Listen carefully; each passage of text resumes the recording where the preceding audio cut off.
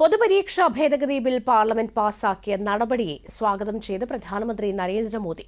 രാജ്യസഭ കൂടി ബിൽ പാസാക്കിയതിന് പിന്നാലെ ഇൻസ്റ്റഗ്രാമിലൂടെ പങ്കുവച്ച വീഡിയോ സന്ദേശത്തിലാണ് പ്രധാനമന്ത്രി തന്റെ പ്രതികരണം അറിയിച്ചത്.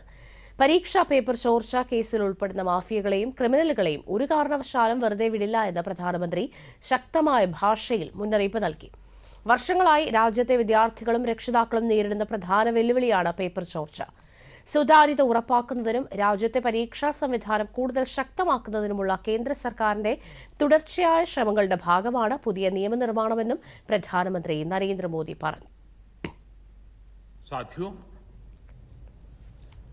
विश्वस्त परीक्षा पद्धति, इसके लिए हम लगातार एक के बाद एक कदम उठा रहे हैं. टास्क फोर्स की रचना हो, फास्ट ट्रैक की और रचना हो, राज्यों के सुझावों को ध्यान में लेना हो, क्योंकि पिछले कई दशकों से हर राज्य और केंद्र सरकार इस प्रकार की पेपर लीक की परेशानी झेल रहा है. बच्चों के भविष्य को भी इसके कारण संकट पैदा हो रहा है. इन सब को ध्यान में रखते हुए देशव्यापी सभी राज्यों में भी और केंद्र में भी शिक्षा पद्धति में सुधार अनिवार्य हो गया है.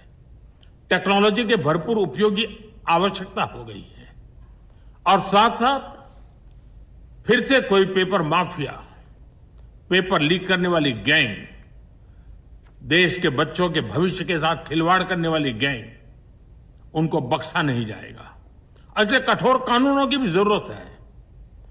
हम संसद में बिल लेकर के गए थे और जैसा मैंने आपको वादा किया था, गत 2 दिन संसद के दोनों सदनों ने, अधिकतम माननीय सांसदों ने विस्तार पूर्वक उससे चर्चा की है और आज दोनों सदनों ने इस कठोर कानूनों वाले, प्रावधानों वाले इस बिल को पास कर दिया है.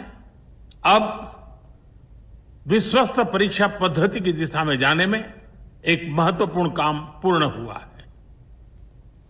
काम आगे भी चलता रहेगा. हम ऐसी परिस्थितियों को लंबे समय तक नहीं चलने देंगे. इस विश्वास के साथ साथियों, आइए हम सब मिल करके विकसित भारत के स्वप्न को पूर्ण करने के लिए कंधे से कंधा मिलाकर के चले. बहुत बहुत धन्यवाद.